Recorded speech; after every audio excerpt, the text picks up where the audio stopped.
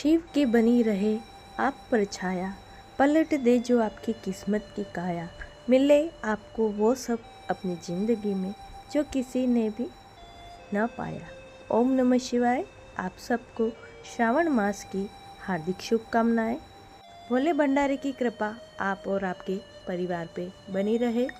आज इस वीडियो के माध्यम से जानेंगे श्रावण सोमवार कब है, इस दिन हमें क्या करना चाहिए, कैसे पूजा करनी चाहिए, संपूर्ण जानकारी मिलेगी। इसके लिए आप सबसे हमारा छोटा सा अनुरोध है, आपने चैनल सब्सक्राइब नहीं किया तो चैनल को सब्सक्राइब कर ले और जानकारी अच्छी लगे तो वीडियो को लाइक ज़रूर करें। सावन का तीसरा सोमवार व्रत 5 अगस्त 2024 को रखा जा रहा है। इस दिन भगवान शिव की पूजा करने का विधान है। मान्यता है इस दिन उपवास रखने से सुख समृद्धि का आशीर्वाद प्राप्त होता है। हिंदू धर्म में सावन माह को पूजा पाठ के लिए अधिक शुभ माना गया है। इस दौरान चतुर्मास होने के कारण पूरी सृष्टि का संचालन भगवान शिव के हाथों में होता है। इसलिए इस माह के सभी शुभ मांगलिक कार्यक्रम में भोलेनाथ की असीम कृपा बनी रहती है। सावन के तीसरे सोमवार को बेहद ही खास माना गया है। इस दिन शिवलिंग पर बेलपत्र चढ़ाने से आपके सारे रुके हुए कार्य बन जाएंगे और वैवाहिक जीवन खुशहाली के लिए सुहागिन इस दिन व्रत रखती है।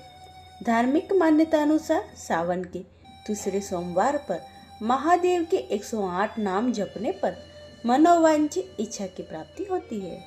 साथ ही मन से डर भय दूर हो जाते हैं।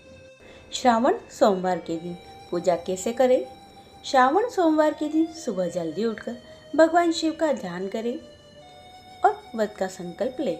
इसके बाद ही मंदिर जाकर या घर पर ही आप पूजा कर सकते हैं। इसके लिए हाथ में अक्षत फूल लेकर दोनों हाथ जोड़ें और भगवान शिव का आह्वान करें। इसके बाद इन फूलों को शिव जी को अर्पित कर दें। सबसे पहले शिवलिंग पर जल चढ़ाएं। इसके बाद सफ़ेद चंदन से भगवान को तिलक लगाएं। अब शिवलिंग पर सफ़ेद पुष्प, धतूरा, बेलपत्र, भांग आदि अर्पित करें और दीप जलाकर भगवान शिव की आरती करें। बेलपत्र चढ़ाते समय ध्यान रखें, शिवलिंग पर हमेशा 3 पत्तों वाला बेलपत्र ही चढ़ाना चाहिए। साथ ही इस बात का भी ध्यान रखें, बेलपत्र साबुत होना चाहिए। बेलपत्र को हमेशा चिकनी सतह की ओर से ही शिवलिंग पर चढ़ाना चाहिए। पूजा के दिन पूरे दिन उपवास रखें।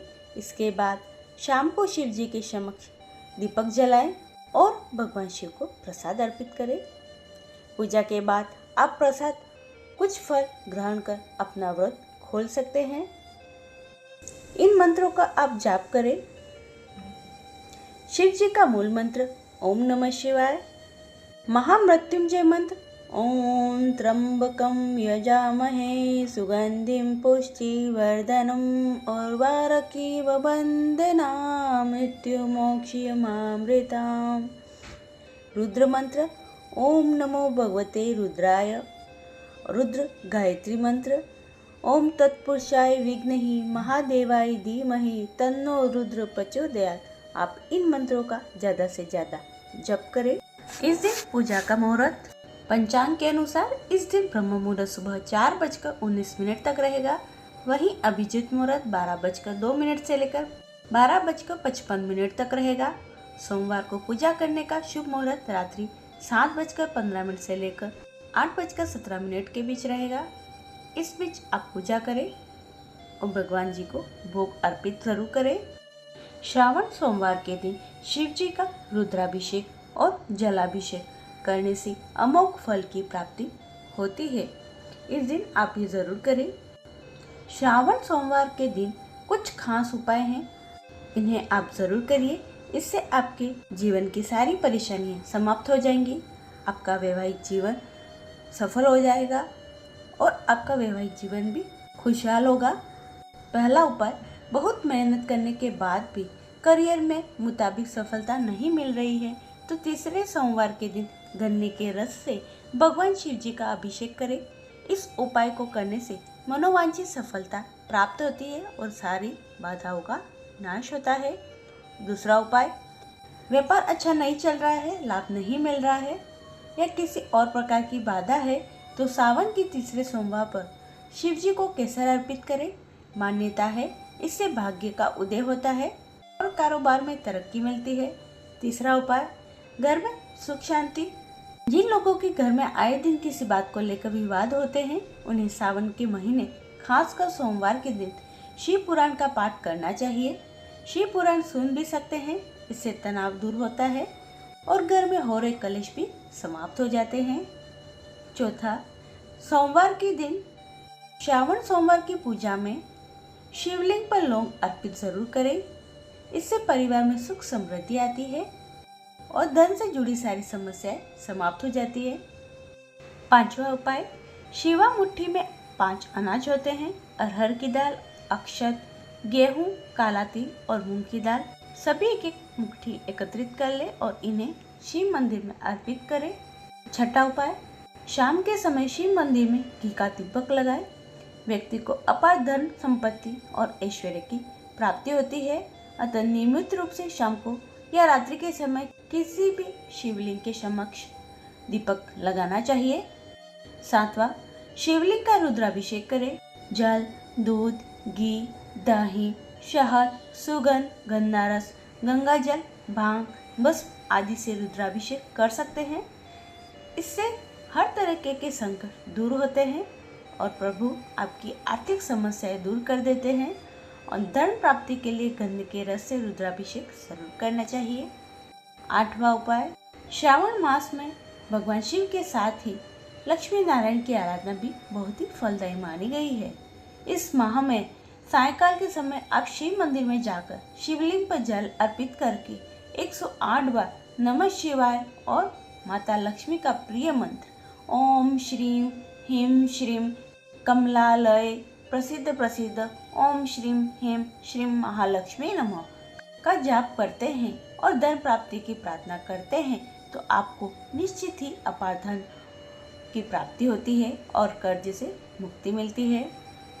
9वां उपाय, श्रावण सोमवार के दिन भगवान शिव का ध्यान करते हुए और कर्ज की समस्या से छुटकारा दिलाने की प्रार्थना करें। साथ ही हर रोज शिवलिंग पर लाल पुष्प चढ़ाकर ओम नमः शिवाय बोलते हुए शिवलिंग को गंगा जल चढ़ाएं। सफ़ेद मिठाई अर्पित करें और माता लक्ष्मी को भी लाल गुलाब या पुष्प चढ़ाकर खीर का भोग लगाएं। कर्ज मुक्ति की प्रार्थना करें। साथ ही श्रावण सोमवार के दिन मछलियों को आटे की गोलियां जरूर खिलाएं। इससे माँ लक्ष्मी प्रसन्न होकर धन प्राप्ति का वरदान देती हैं। ये थे कुछ उपाय जिन्हें अपनाकर आप अपने जीवन में सुख समृद्धि पा सकते हैं, तो इन उपायों को जरूर करिए। श्रावण सोमवार का महत्व। श्रावण सोमवार का व्रत करने से व्यक्ति को मनचाहा जीवन साथी मिलता है। यदि वैवाहिक जीवन में कोई समस्या आ रही है तो आप श्रावण सोमवार का व्रत रखकर भगवान शिव जी और माता पार्वती का व्रत रखकर पूजा करें। कार्यों में सफलता, रोग, दोष, कष्ट आदि से मुक्ति, धन, सुख समृद्धि आदि की प्राप्ति के लिए श्रावण सोमवार का व्रत जरूर करना चाहिए। श्रावण सोमवार व्रत कथा। पौराणिक कथा के अनुसार एक नगर में एक साहूकार रहता था। उसके घर में पैसों की कोई कमी ना थी, लेकिन उसके घर कोई संतान नहीं थी, जिससे वह बहुत ही दुखी रहता था। पुत्र की कामना करते हुए वह हर सोमवार भगवान शिव का व्रत किया करता था। शिव पार्वती जी की पूरी भक्ति के साथ शिवालय में पूजा करते थे। उनकी भक्ति देखकर माता पार्वती प्रसन्न हुई और उन्होंने भगवान शिव को साहूकार की इच्छा पूरी करने का अनुरोध किया। पार्वती जी की इच्छा सुनकर भगवान शिव जी ने कहा, हे पार्वती, इस संसार में प्रत्येक प्राणी को उनके कर्मों के अनुसार फल मिलता है और उसके भाग्य में जो कुछ भी होता है उसे भुगतना पड़ता है। लेकिन पार्वती जी ने साहूकार की आस्था को बनाए रखने की इच्छा पूरी करने की इच्छा व्यक्त की।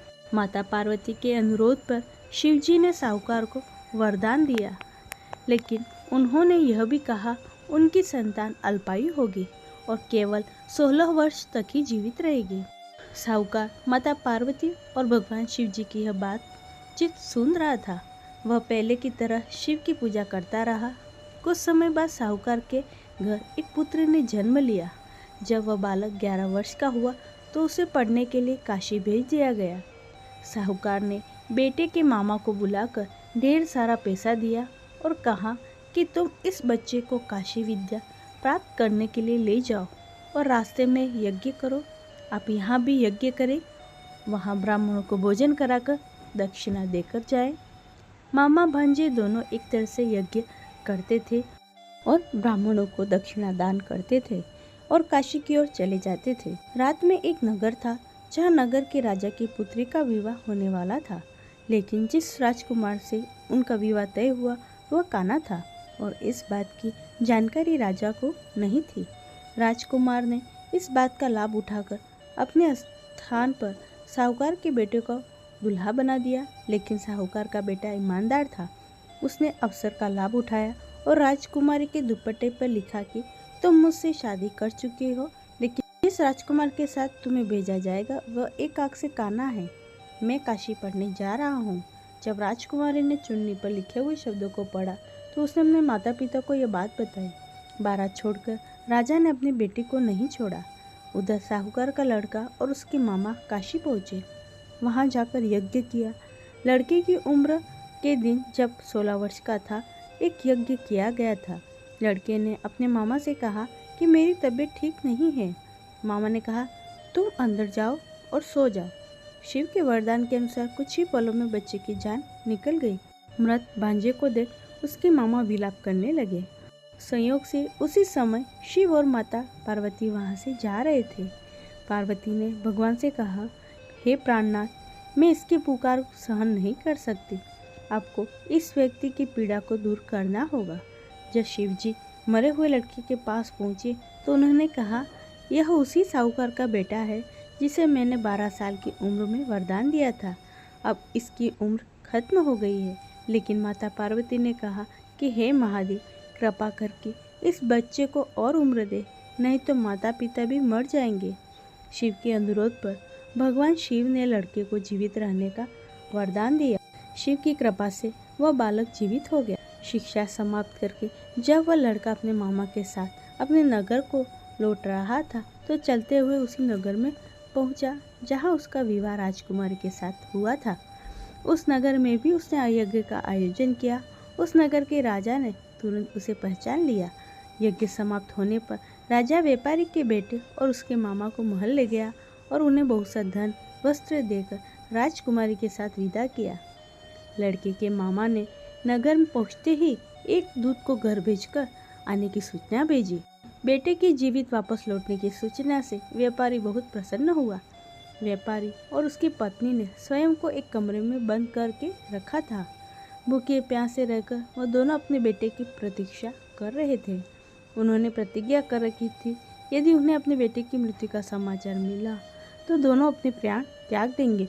व्यापारी अपनी पत्नी के साथ नगर के द्वार पर पहुंचा। अपने बेटे के जीवित होने और उसके विवाह का समाचार सुनकर उसकी खुशी का ठिकाना न रहा। उसी रात भगवान शिव ने व्यापारी के सपने में आकर कहा, हे श्रेष्ठी, मैंने तेरे सोमवार व्रत करने और व्रत कथा सुनने से प्रसन्न होकर तेरे पुत्र की आयु लंबी की है। ऐसा सुनकर व्यापारी काफ़ी प्रसन्न हो गया। हे भोले भंडारी, जैसी कृपा आपने साहूकार पे की वैसी कृपा कथा सुनने वाले, व्रत करने वाले और कथा पढ़ने वाले पे करना। सबकी मनोवांछित इच्छाएं पूरी करना। ये थी श्रावण सोमवार से जुड़ी संपूर्ण जानकारी और कथा। उम्मीद करती हूँ आपको अच्छी लगी होगी और आपको ये वीडियो पसंद आया तो इसे लाइक करें, चैनल को सब्सक्राइब कर लें और कमेंट में ओम नमः शिवाय ज़रूर लिखें। सभी भक्तों को राधे राधे।